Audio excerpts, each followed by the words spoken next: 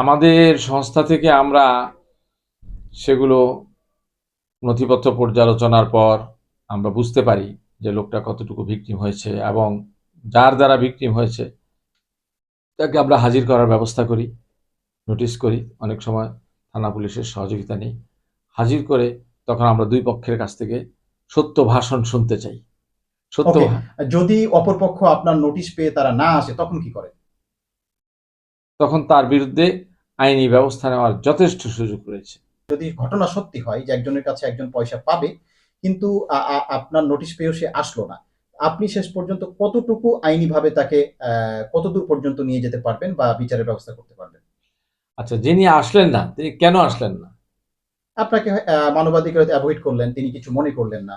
না, এটা মানবাধিকার যেহেতু একটা আইনি সংস্থা, রাষ্ট্র যেখানে প্যাট্রোনাইজ করছে, একটা সংস্থা অনুমোদন দিয়েছে, সেখানে তার না আসার কোনো কারণ নেই।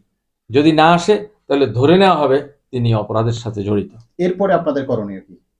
এরপরে আমরা দুই পক্ষকে হাজির করে দুই পক্ষকে, না, হাজির তো হলো না, সেটা তো গেল। হ্যাঁ, এরপরে করণীয় কি? আচ্ছা, দুই পক্ষের কাছ থেকে নিয়ে দেই। আর যদি না আসে তাহলে আরো সুন্দর অবস্থা, সেখানে আমরা অলরেডি তথ্যপত্র পাঠিয়ে দিই, যা যা করণীয় করি, সেখানে নোটিশ পাঠাই। ধরেন আসলো না, সে অডাসিটি করলো, সে ধৃষ্টতা করলো, তো ধৃষ্টতা করলো কার সাথে? আইনের সাথে করলো।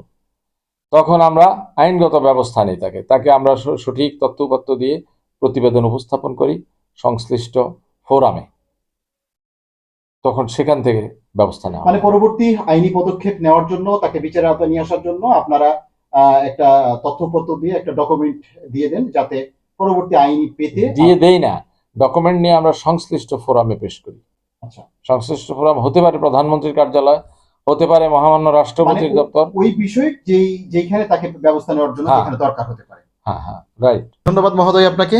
অনেকে এই বিষয়গুলো সমস্যায় আছেন, যারা সমস্যায় আছেন তারা এই যে আপনার স্ক্রিনে যে মোবাইল নাম্বারটি দেখতে পাচ্ছেন, তারা আপনারা যদি মোবাইল নাম্বারে যোগাযোগ করেন, তাহলে এই যে মহোদয় উনি নিজেই কথা বলবেন, উনার নাম্বার দেওয়া হচ্ছে, এবং সবিস্তরে যদি উনি শুনেন, আপনারা যদি প্রয়োজনে উনার কাছে অফিসে নাও আসতে পারেন, এবং অফিসের ঠিকানাও আপনার স্ক্রিনে দেখতে পাচ্ছেন, প্রয়োজনে অফিসে চলে আসবেন, কিংবা সরাসরি যদি ফোনে কথা বলতে চান কথা বলবেন।